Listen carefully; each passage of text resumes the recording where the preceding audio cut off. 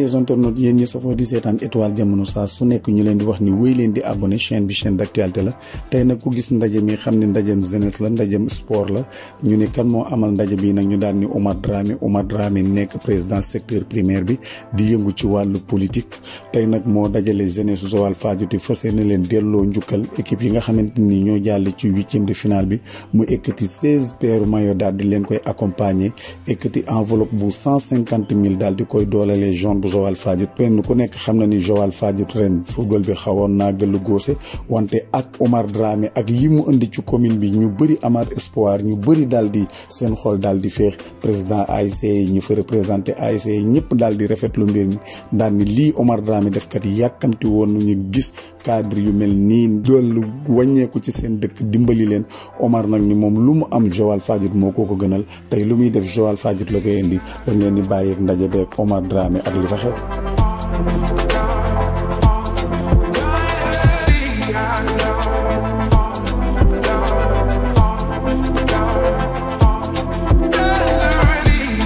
Organiser benn journée de remise de don de maillot ASC yi nekk Joal mu nekk 16 ASC donc nag suñu mbébét étant jeune vraiment donc bëggoon nañu 26 ASC yu composé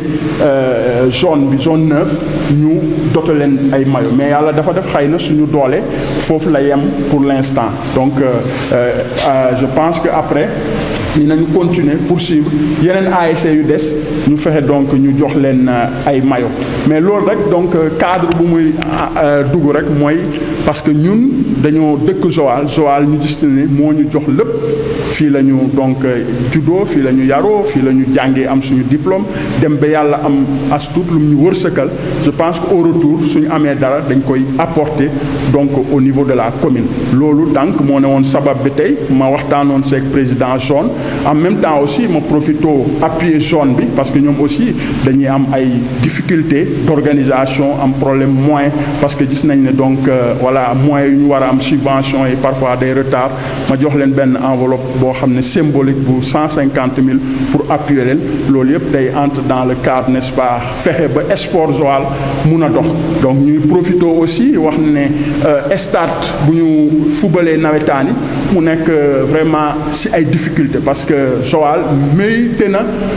lu weesu stade bi ñu gis. Voilà, merci beaucoup. Donc l'objectif de cette journée c'est véritablement donc procéder à une remise de jeux de maillot aux 16 ASC donc qualifiés pour le second tour des navétanes de la commune de Joal. Donc mon objectif c'est véritablement participer au rayonnement du mouvement sportif dans la mesure où on sait que vraiment les ASC ont énormément de difficultés donc à travers leurs activités. Mon objectif d'antan c'était de doter donc aux 26 ASC des jeux de maillot. Mais Dieu en a décidé ainsi, donc vous savez que c'est pas du tout évident, ça demande des moyens colossaux et avec les peu de moyens que je dispose, j'ai véritablement pu doter des jeux de maillot aux 16 ASC. En discutant avec la zone, nous avons pu choisir cette journée, n'est-ce pas, donc du 14 pour procéder à la remise donc des maillots. Je pense que c'est très important, comme vous le savez, le monde sportif, surtout le monde navétane,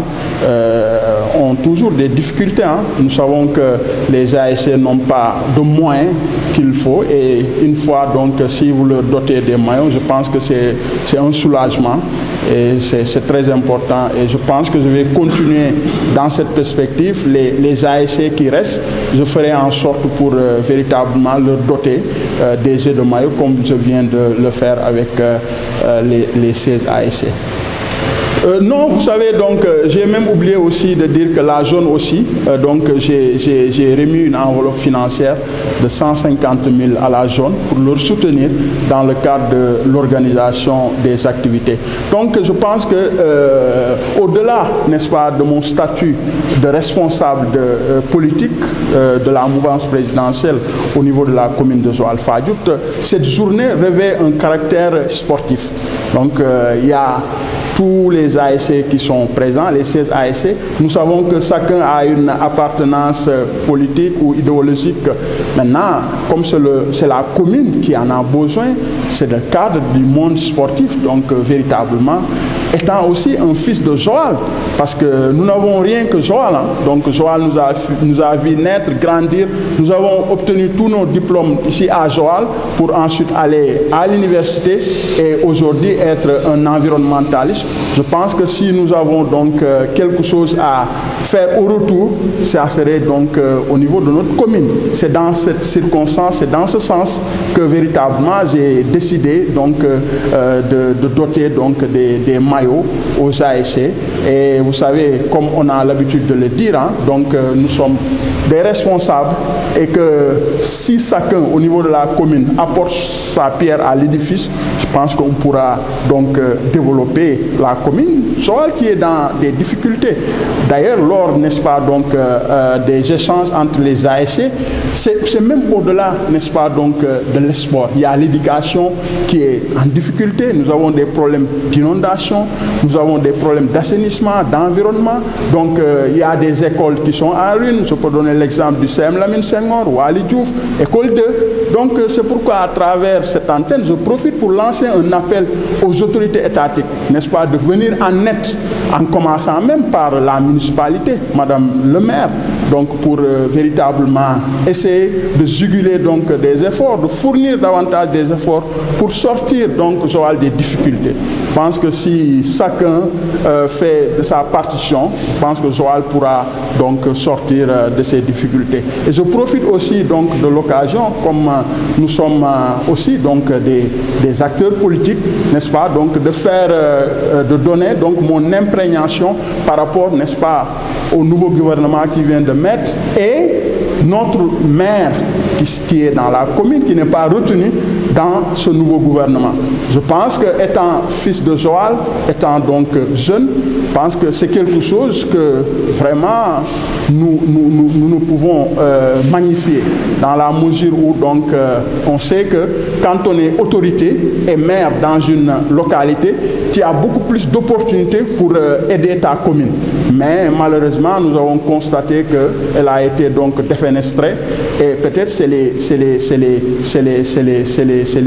président qui en a décidé ainsi. Vous savez, parfois aussi en matière de formation du gouvernement, certaines entrent, d'autres sortent. Mais nous demandons à Madame le maire de faire beaucoup plus d'avantages pour sortir la population de ces difficultés, parce que la population souffre et que je pense qu'avec peut-être ces partenariats qu'elle a déjà renoués, d'accélérer comme on a l'habitude de dire, la cadence, parce que quand même 2 ans